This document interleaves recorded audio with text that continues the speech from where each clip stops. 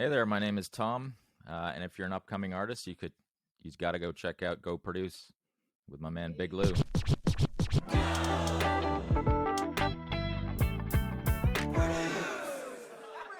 What's up, smartest? We've got Tom Westin. He is a co-founding partner, composer, producer, and creative director of the Grayson Music Group. It has become one of the premier music production companies in North America, growing to a staff of 40 in its studio facility in Toronto, with an office also in Nashville. Grayson MG handles music and sound for over 400 brand projects a year. They have composed and supervised hundreds of series and feature films. Plus, they have countless co-writes with various artists. Tom has also been a finalist for Best Score at Massa 2019 and has been part of hundreds of award-winning advertising campaigns from Cannes, The One Show, and LIA. SmArtists, this is Tom Westin. Woo! Grumpy Sound Guy, super excited to have you. I'm very excited to have you here, Tom. Thank you for being here. Thanks, Lou. It's a pleasure to be here. Beautiful. Well, let's not waste any more time. Let's jump right into it with our first segment. The first segment is called The Basics.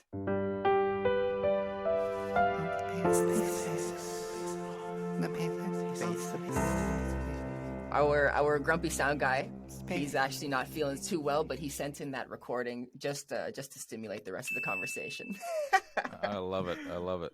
Yes. Okay, so Tom, why did you choose music, the music industry, over anything else? Oh man, I think music chose me. I got to be honest. Like I think that's true for any aspiring composer or producer or artist. Like I don't think you have much choice in the matter. I got to be honest. It's just I recall, like, I came from a pretty musical family, and for me, as like my main instrument is guitar, and I remember my dad played me this crusty old cassette. I don't want to date myself here, but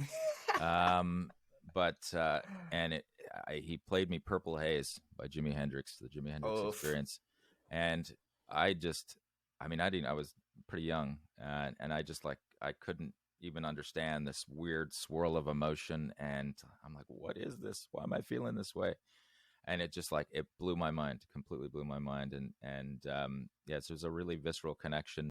Was that almost a moment where you just said that you wanted to decide to learn how to do that, but was that a moment also where you decided this is what I have to do professionally as a career, whether it's professional music or working in music? When was that turning point? That's a great question. I think that was pretty just early on, and I think everybody experiences that sort of that switch on moment in a different way, probably. I felt like the transition to career was just like this kind of vague notion of like, oh man, I just need to be around other musicians, and I want to play, I want to record, I want to write. I didn't really have a very directed way at it, but I'd say we started, my founding partner and I started Grayson Music. I think we were just out of college, university, I was like 24 years old, and even then it was like, oh, okay, how are we going to do this? Like, we thought, okay, well, let's just we put a bit of money together to get a little recording studio going, a little setup, and kind of things blossomed from there. But I don't know that there was no light bulb moment where I'm like, I have to make my living from this. I was the whole time, it was really just trying to figure out, how do I keep doing this? And you got to eat, right? So you got to eat. Yes, that's the greatest questions. So I suppose. Sorry, did I cut you off? No, there's more to the story. I was just gonna say, after I went to McGill University, and after that, I went out west to a great SSL studio called Hipposonic, run by a great fellow named Rob Darch, and just basically started running the runner job. So it's like kind of it's the position where you're kind of like pre-assistant engineer at the time. Like, again, this is also a time of kind of rolling tape, and Pro Tools was it was still the preeminent digital audio workstation, but it was it was definitely like the technology was evolving at the time, so it was very clearly delineated like what role you had. Like, there's the producer in the room, there's the engineer who's running the console, you had the assistant who's basically running around trying to patch in gear, and then the runner that's basically just everything from cleaning ashtrays to, Miscellaneous. yeah, Yeah. the old miscellaneous character. And so, and but that was kind of that was the price to be able to like be there in the studio and put a reel up and actually say like, oh man, I can actually push faders on this G series, SSL, once in a blue moon. Whenever I was, after the session was done at like 3 a.m., you could kind of put up a reel and just trying to get a feel for what was going on, just sonically, and it was totally overwhelming, um, but it was a great experience. Did you, how would you say you were able to land that experience? Was it because of the work that you did right after university with your partner in terms of starting Grayson? In case other students who may or may not have gone to school, they're trying to get that kind of internship feel, how they Yep, find that? that's a great question. I think really the most important part of about like actually, um, I should say the most important part as a rule, but what worked for me and what worked for Dave, my partner, was that we just spent, it's that Malcolm Gladwell 10,000 hours rule. We spent so much time with the gear and trying to record and like trying to learn from people, and like how do you get the kick drum to sound like that, or how do you,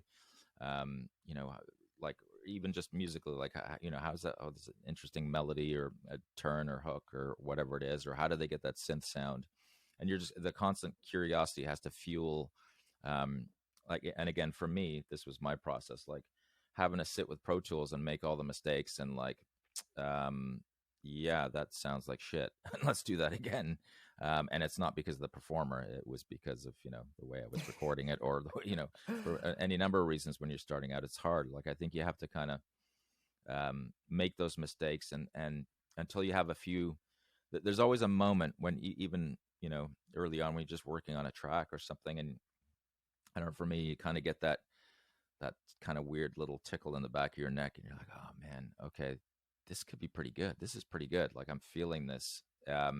And that, to me, that's the tonic, like that's what fuels you. And it can happen when you're playing, it can happen when you're, even when you're just like listening to an artist in the room, or just somebody's doing a playback of something that you're part of, and all of those things. And but really, the number of hours spent, just even working the tools, you don't need to be, like a virtuoso piano player or guitarist to be able to like come up with a great progression, or like there's so many tools at your disposal. And so you kind of have to work, you have to be around them, and expose yourself to them and try stuff. um Try. Yeah. yeah. So I drew curiosity from this. I drew repetition. I drew essentially being okay with failure. These are all qualities that are essential for this pursuit. Maybe those are the answers already, but I have to ask it anyway. What is the first lesson that you've learned from being in the industry, whether it was at university or whether it was your own experience with your partner? I would say, it's funny, and it's because you said it last, was failure. Like, you kind of have to get used to failure, and it doesn't suit everyone. And, I always say, like, if you can figure out like how to shelve like the ego a little bit, that's a huge, because the ego can be, it can be very helpful because you have to self advocate, but there's a time and a place for it. And I think, sometimes if you can get out of your own way, some of the ideas will flow better, and maybe the opportunities along with it. um, I had a hard time, especially, it's such a personal thing, like, and it doesn't really matter if it's like your solo record, or if you're like, writing something for like a McDonald's commercial, or writing for, at least the way, like, I make no distinction in some ways, because that process is can be quite similar, or a film, like, or TV series. you're kind of putting yourself out there, as much as you like to deny it, as an artist, like in any way, shape, It's or true. form. And it hurts to get rejected. So the one, it's like, I think that's an important lesson, is like, the rejection there will be a lot of it, and just try and learn from it as best as you can. I like to think as no as new opportunity. Rejection, what's next? I mean, don't take it personal. It's part of the game. Great lesson. Part of the game. Yeah. Tom, I got one more before we switch segments. I really like this question. What would you change about the music industry? Ooh, well, that's another really great question. I would say, I mean, I think in some ways we've been part of this movement. Like, it used to be verboten to have, like, if you did commercials like Sell Out, those worlds did not cross. But I think, part of that shift is that ship is long sailed, and the shift in mentality is now, yeah, you know what, I want to release this, and I also want it to be synced to a major brand spot, or And what's stopping let's you? get it at the back of Grey's, exactly, like Grey's Anatomy or something, like whatever that placement is. Let's use it as a vehicle, and I think, I mean, that shift started maybe with, like, when Moby literally licensed everything off that first play record of his, Oh. and you know, and Yeah. and I think, long may that trend continue. I'm hoping so too. I'm hoping to get involved in the trend myself. I mean, like, I'm quite new into the game, but sync licensing across the board, even video games. How cool would it be to have a little song in a video game? There's this one drummer I saw who's blowing up on Instagram and whatnot, and he now has his own character. I'm not good at video games, but it's this one. I'm terrible. Yeah, they have their own world, and he just has his own character in it now. Like, that's super cool, and obviously he's getting paid for it. So there's a lot of room for that. Well, not obviously, but hopefully and presumably, but it's hard to tell these days, right? The other shift is, it used to be like you hang on to every little percentage point, like grim death. But I think there's a time and a place. Like, absolutely, you don't want to be exploited, but I look at all this Nashville style writing, where you're kind of, you're sharing publishing no matter what goes on in the room, because that it's just fair. Nobody knows. One idea sparks another. It's like, it only makes sense to split it down, equally on that. So, yeah. The other piece of advice I was given, and I feel like I pass on, it's, it's better to have, like, 10% of something than 100% of nothing. And so deal terms are deal terms, and that's the way the world works. And so, educating yourself on how royalties work and how front end, and hopefully have, people have the ability to kind of access somebody that well, I guess that somebody is the internet, but Yeah. just to find out a little bit more about how everything works and functions, so that you can tread that fine line between feeling like you're kind of you're contributing, but you're not being exploited. Like, that's the balance. It's a good point. It's a very lucrative industry, but you've got to be careful with the vultures. There are a lot of vultures out there, and also not so much vultures. Sometimes just people that are unaware of what's going on, and they make a move. But sometimes they are very aware. Anywho, that is the basics. We are moving into the speed rounds. This is the speed round. It's the speed round. It's the speed round. Oh, yeah, that's sick. I love that. Take. Not again. Oh, I wanted to hear it again. That was tight. Hopefully it's not so fast that my brain, my COVID era brain will lag behind here, but I'll do my best. I won't say yes or no to that. So essentially what we're doing here is I'm going to give you 20 different questions.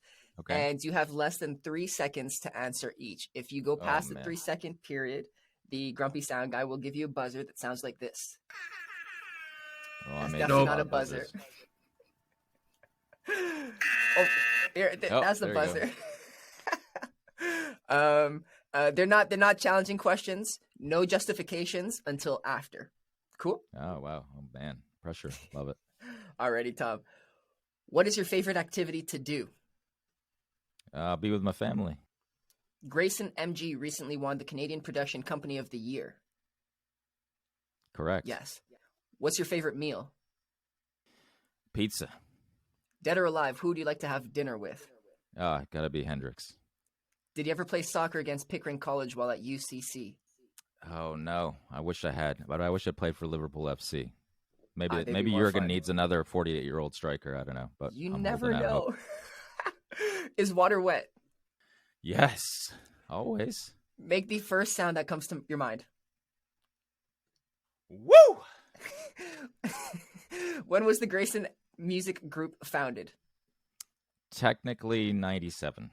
97. If movie is to watch, then Netflix is too.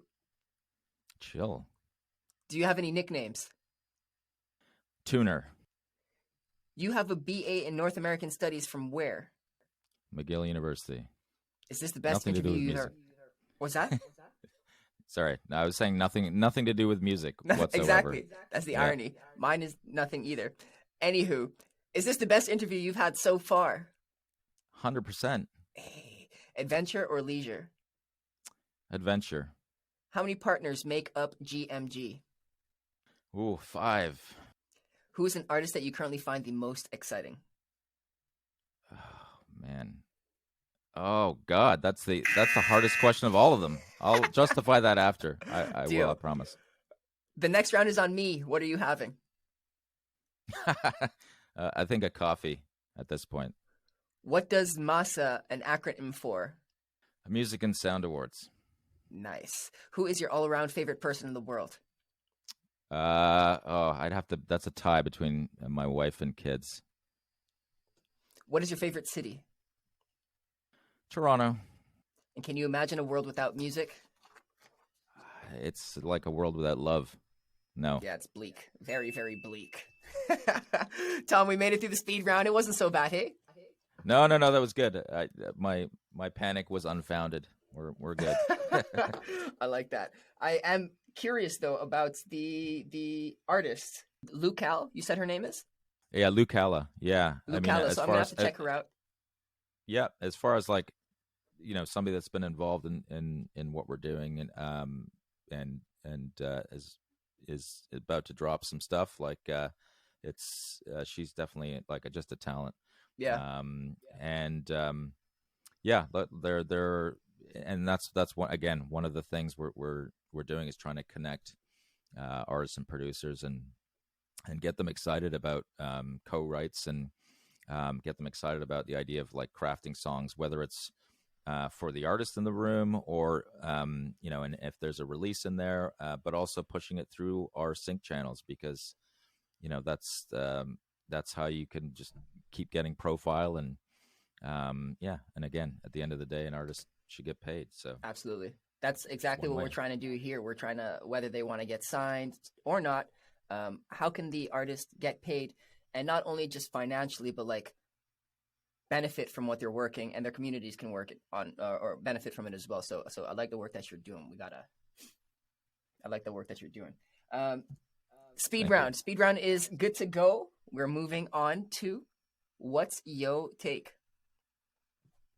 What's your take? Say what your take is. What's your take? Let me hear you say. What's your take? Can't hear you now. What's your take? Oh, I think that's my favorite. yeah, that was It's maybe groovy, my favorite as well. It's groovy. Oh yeah. All right, Tom. So, and what's your take? We're back to open discussion now, and essentially we're just looking for your wisdom. I do have a kind of a theme for the episode, so I'll share that with you. Following the career path of a decorated composer responsible for building one of the premier music production companies in North America, what happens? So, we did talk a little bit about your early career, McGill, right after McGill, but can you take that experience, perhaps perhaps summarize your greatest challenge from that, and then what would you tell your younger self from your perspective now? Oh, two good questions. Um, yeah, so the biggest challenge was, I mean, we decided to kind of do it on our own. Like we were, like I think in the environment now, it's maybe a little trickier to do that unless you already have profile. Let's say in the sync world. Um, so one of the biggest challenges was like figuring out like, okay, well, who's going to commission us to write music, and for us early on, even though I said, it's like that kind of verboten kind of sellout type notion behind it. We picked brand work and advertising. That was kind of the way we first started out, and but the challenge there was just even getting out and meeting the right people and figuring out how it works and who to talk to. And if you look at even just the getting used to the idea of like, okay, well, there's a brand itself, but quite often, there are lots of different configurations, but there's that sort of brand layer. There's typically like an agency of record or an agency that's doing some communication for that brand, and then those people within that agency. So figuring out, where are the creatives, like how do I get them excited about wanting to work with us? And so that was a huge challenge right off the bat. We were lucky in that we met a few kind of, I guess, pinwheels that felt like they really had some influence. Like one was a really prominent commercial director at the time named Pete Henderson, and from there we were actually able to create like a show reel or like a portfolio work, which is a hugely important thing.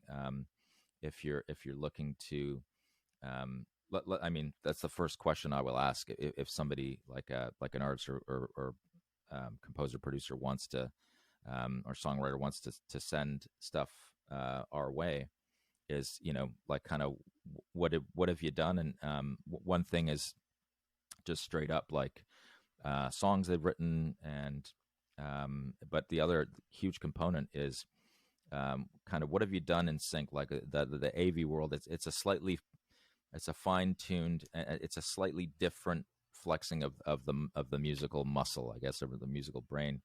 And then the second part of the question was, what would I tell my younger self? Right.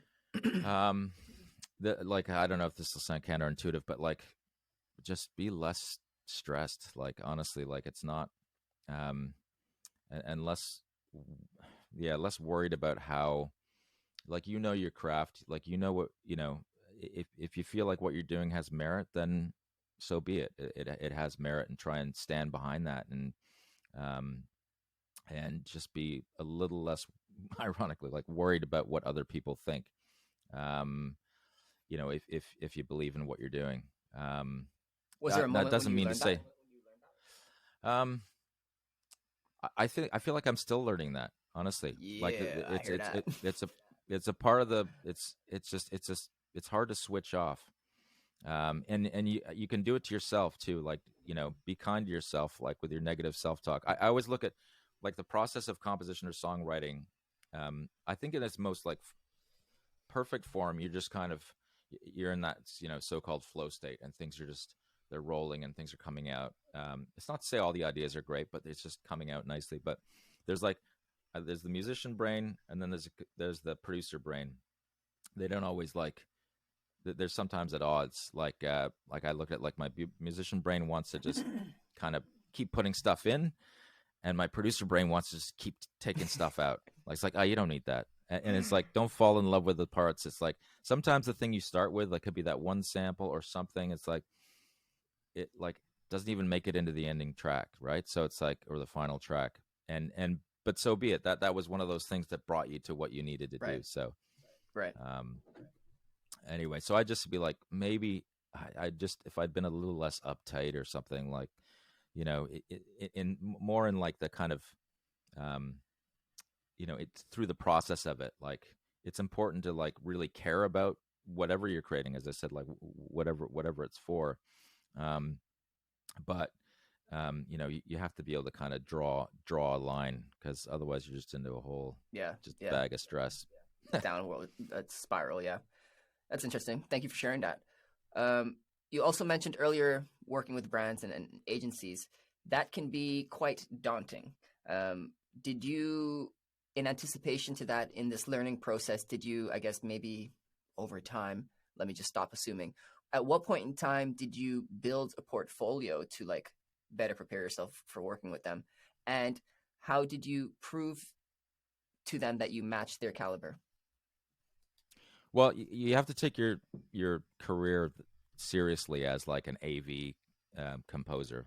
In that, like every time, in terms of building a portfolio, building a reel, like you're kind of every time there's something that you feel showcases your work better, or something that's more current, or feels like it's like a better reflection of what you can do, you have to update all your channels and so on, because that's you putting your best foot forward. Now, I mean, again, we did it in a bit of an unusual way, in the sense, and maybe it's probably more common now. Like we just started out, like literally, we didn't know what we didn't know. We just like, we're like, fuck this, let's just get out there and do it, and like let's just start talking to people. Who's making these ads? Let's go talk to them. Yeah. Whereas I think a more common approach would be like, talking to some of the major players in the production house front, like the music production house front. My next question for you would be how would the the novice composer, I have a body of work, I feel confident in it, who should I contact first? Or am I like researching an agency and building a pitch to them? What is my first step so that I can get that dollar bill in my pocket? Well, I think they should call us and Oh, reach out to us. all right. Like I think, we're, it used to be more of a walled garden, I would say. Like I said, it was more of an in-house model. Now it's like we want the best talent and partnerships, like that we can possibly create, and that's worldwide. Like I think, whether it's us, there are lots of other like music houses in Canada, and certainly in the United States, and it's really starting to like to have try and get in front of some of those people. Okay. So we've spoken about potentially getting licensing and whatnot with your music, but let's take it a couple of steps back even further. What would you say the best way to start composing music is? And not just like picking up a guitar, but like let's ask you specific questions. Maybe what would you recommend your first purchase be? Is it a DAW, an instrument, or specific training? Where would you go? Where would you spend your first $100 to $50? These are good questions.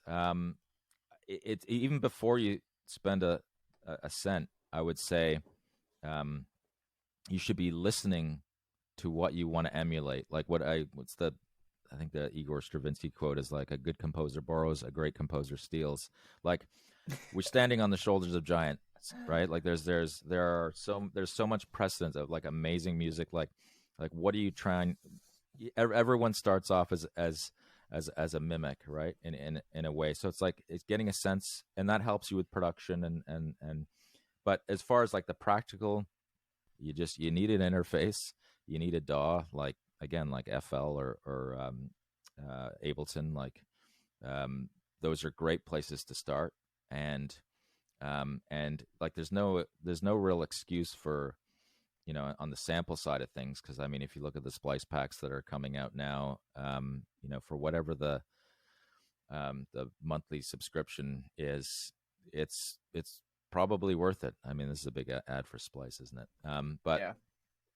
it's like those three things. I think that'll fit within your $150. Obviously, you need a computer.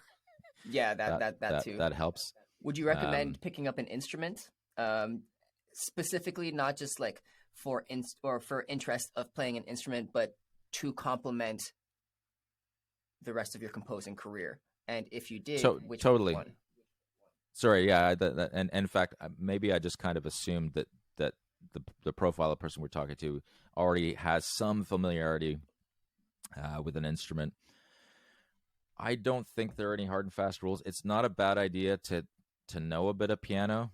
I find, like, I think being a guitarist has really helped because I can kind of pick up a lot of stuff in the guitar family. But I find when you're recording, whether it's like your voice or, I'm looking around my room here, like where like an ukulele or whatever it is, that's usually got more character and texture in your recording. And it's also something that nobody else out there has done. In that particular moment, you're creating something that hasn't been done, as opposed to, sure, yeah, there are a zillion amazing samples that you can use out there, but they're all out there. And, Right. And so other there's people that can use question them. of like, yeah, sure, which is, there's certainly nothing wrong with that either. I mean, Right. but to be able to express yourself uniquely is it can be pretty important, I think. I agree. Awesome. Okay. That's great. We that you pretty much answered all of my sub questions to that. So another question I have for your scores and for your different just kinds of composing song ideas, when they're super raw, when you're just walking down the road and they pop into your head, how do you organize them? What do you do to record these? Oh man, voice notes all the time. Like every session, somebody's always got voice notes going on all the time. And I realize now, like I go through, when I can, I go through old voice notes, because you never know. As you're 100% right. Like when an idea is going to strike, and it's really is whatever is accessible at that moment, and then you can turn it into something later, or be like, okay, maybe I'll save that, because like we call them like little nuggets that you can rely on in a co-write, or or like, let's say you're like, oh, what happened to that one idea I had here? This could be like a perfect little theme for some other project. When you've got your voice note, for example, let's say we're in voice note still, you've got your raw idea. How much energy are you directing towards song structure itself? I would say the voice note is just about getting the idea out. Like, it depends on where it happens. Like, if it's happening in a co-write, you may have a better idea of how it fits out, like, verse, pre-chorus, or bridge, if it's a bridge part or whatever it is. But most of the time, like if it's just striking you, or if you're just noodling something on the guitar, or God, I hate that word noodle. I don't know why I use that, but let's just say you're playing the guitar or whatever. Anyway, it's just something you just don't want it just to disappear into the ether. Then yeah, just punch the voice note, and that may be just a really specific part. And again, you may not even know what it's for. Like, sure, that could be like, is that a verse part? We have that conversation all the time when we're when you're sitting in co-writes. I'm sure you've had this where you're just like, does this feel like more of a pre, or is this the chorus? Usually, if you're asking that, it's probably not the chorus. Probably not. Do you ever find that you sit in a room with other songwriters and then go through your library of voice notes and let's see what you're feeling? I think certainly like if I'm producing, it's not a bad idea to have like I usually try and think about, definitely think about like you're listening to the artist you're working with, their prior material. You're kind of asking questions about like what you think they're going for. Those answers aren't always there, but like it's always nice to have a couple things. I don't want to say in the can, but like just ideas of like where you want to start things, and then where to go if it's a total train wreck. It's like there's another idea, and then sometimes it could just start with like just a beat, and then all of a sudden that sparks people in the room, and so it's just a matter of how and when you actually want to introduce that. What happens if they're flowing in different directions? Oh man, well the room usually, it depends on who's in there. Yeah, really, because how do you navigate that?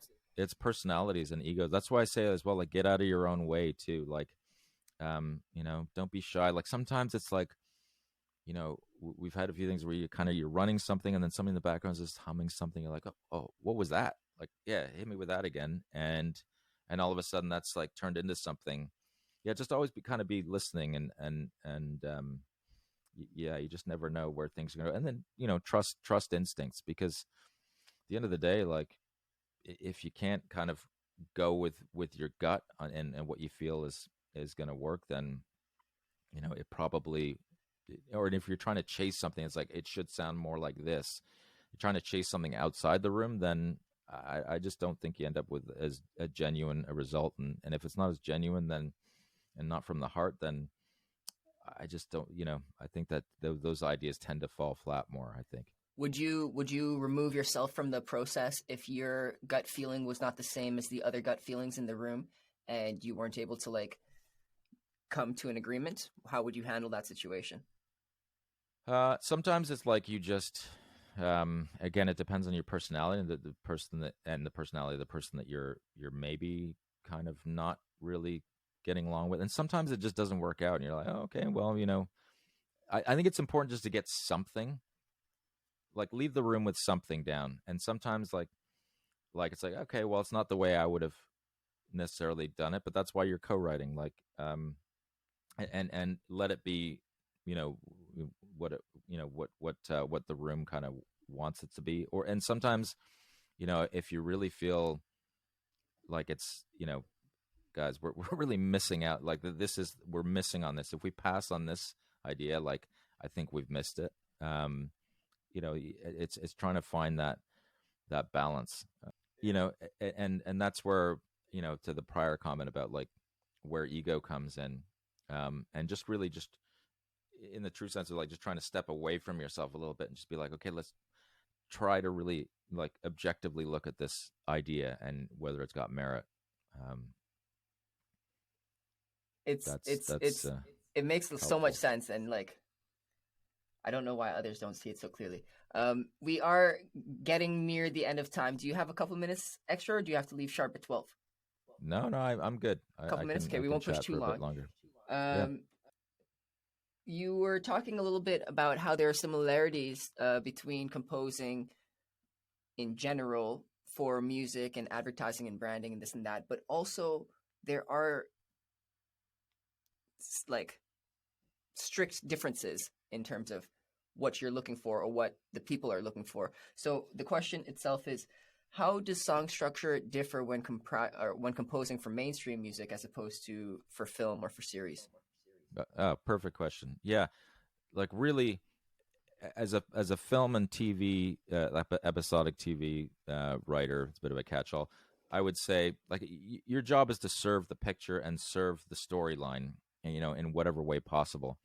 It doesn't it doesn't mean you can, like, you're not the entire show. You know what I mean? Like, regardless of how important a cue is, and believe me, it can be 50%, more than 50%, like in terms of the overall takeaway. Obviously I'm biased on that part, but um what it means is like the structures are kind of out the window. Like, you write the parts that the film requires. Like, it doesn't matter if there's no and certainly in many cases it doesn't matter if there's a hook. Sometimes, like, sometimes it's not even an identifiable instrument. It could be literally like a solo instrument or a warped synth that's almost like a hum or a tone or a drone or something that's still like distinctive, but carries the scene. And yeah, you That's don't all need it a needs hook to do. there. Like, Yeah. yeah. So the structure is it can be very, very different, and a real sense of when to lay off and when to go in. Like, the benefit you have is with the showrunners or the creators is, you get to do these so-called spotting sessions where you really earmark with all the temp tracks that the editors put in place that they've been cutting together. You try and really navigate the sound posts in a particular scene, where you're figuring out, you know, let's lay off the dialogue here, and then here's an important turning point, and this needs help because whatever, maybe the performance wasn't, or the performance maybe needs a bit of help, or the performance was so good that we want to kind of lay off it. That's where a lot of the, that instruction comes in, and that's when you have to be a bit of a translator, a musical translator. I've never heard of the term music translator before. for someone that's like trying to get better at doing everything that you just described, essentially, can you give them any tips to become a better translator? Yeah. Look, I think it's understanding, at least in a rudimentary way, like um like how Western music works, and the principles of it, and because often you'll get questions about, like, well, I want to feel like that there's a lot of tension here, or that's like, or there's a chase scene or something is happening. Though those will People will speak to you in everyday kind of language, with those things, or I want to feel such and such emotion. It'll automatically kind of take you to, you know, uh, not necessarily a key, but like a tempo, like even a a structure, or like a bass line to kind of start from, that feels like, oh, this would accomplish that. This might accomplish that emotion. Do you have any like subliminal techniques that you use in your music to have people feel these kinds of I just have emotions? me at really low volume saying, "This is really good. Buy this. This is really good. Buy this." Yeah, I wish. Um, Man, I think there's so many different techniques. For me, like, I do try to um, make everything, as unique as you can make it, within reason. I mean, I'm not saying like you have to come up with insane chord progressions that have never been done before. They've all been done before, but Yeah. like, there are different ways to express that, maybe that showcase your musical personality, like, on the film and TV front. Like, I really think, like, it's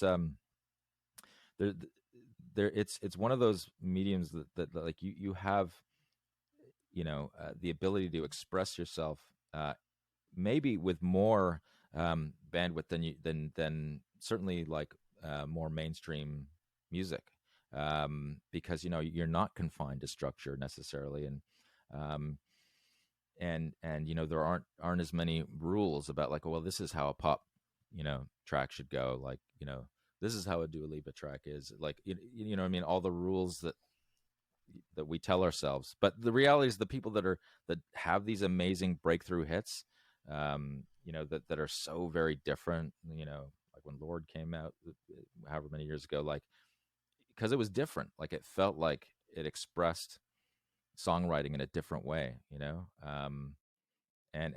so I don't know, I always err on the side of, like, do something more unique, and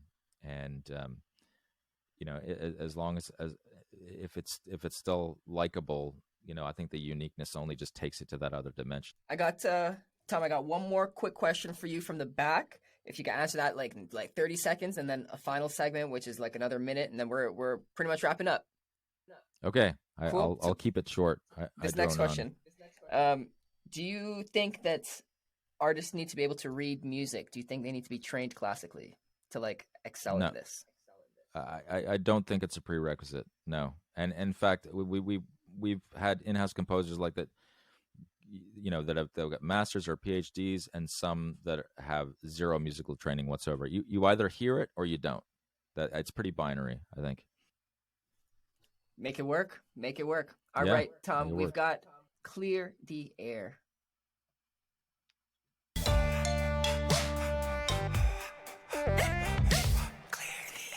Let's stop recording. Cut. Cut.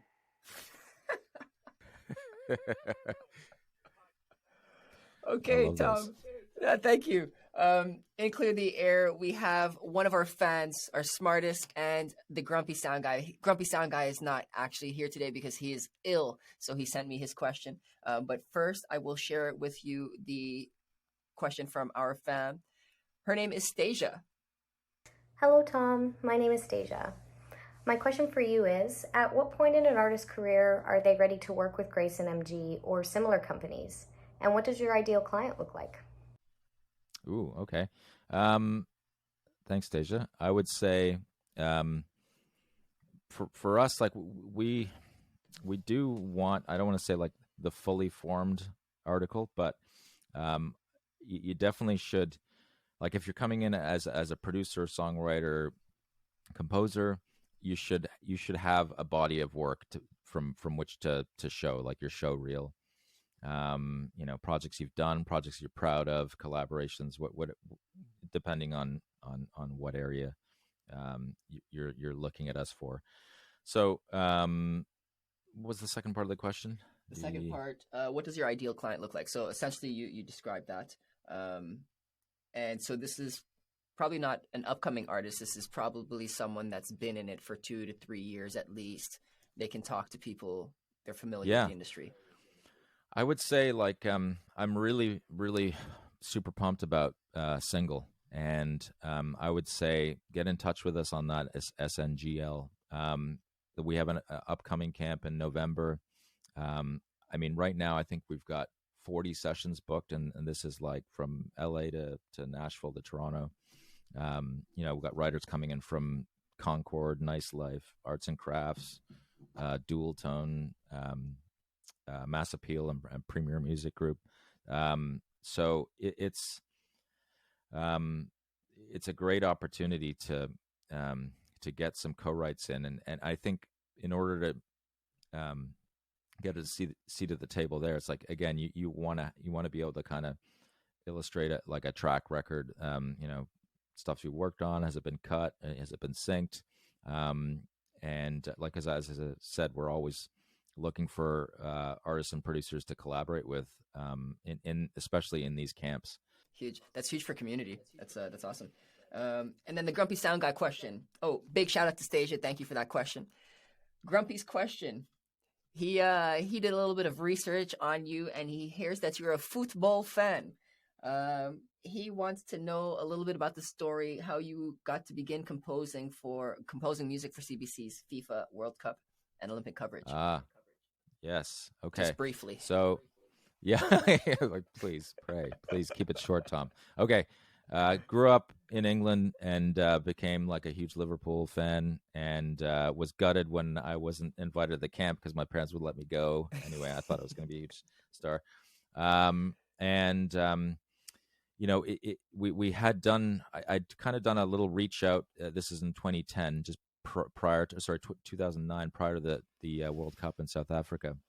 A little reach out to the creative director at the CBC on that project, basically on something else. It was like we presented like it was actually a song about Canada that we're like, we just kind of did this because we're all Olympic fans, and we'd love to just, is there a home for it somewhere? Which again is not a bad lesson. Just if you don't try, like, nothing will happen. So based on that, they gave us the opportunity to RFP or to pitch on this FIFA music theme.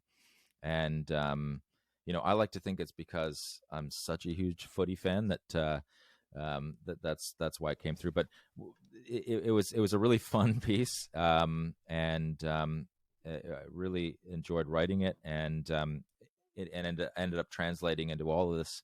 We've done the last 4 Olympics, and all the World Cups that CBC has had the broadcast rights on. So it's a super thrill, just as a sports fan and as a football fan. So yeah, that was it. Thanks, Grumpy Sound Guy. That was a great question. Yeah, big shout out to the Grumpy Sound Guy for that, and thank you for your answer. This brings us to the near end. Tom, do you have any final words for us? Just, like, if you believe in what you're doing, there are always tools like to better yourself, and to get your music heard. Whether it's a hobby or what, like, if you are aspiring to make it the career and follow through, always trust in that. Like, there are more resources now available to better yourself in this field than there ever have been. Truth. So, like, there's no excuse. Everyone's got access. So that's actually one of the best things, that kind of democratizing of sound and music. So we have that now. Yes, we do. Tom Westin, thank you so much for being here. I very much enjoyed having a conversation with you. SmArtists, if you want to stay connected with us, follow along with our free Facebook group. It is goproduce.ca/groups. I'm saying too many times. My name is Big Lou, and I want to see you there. We out.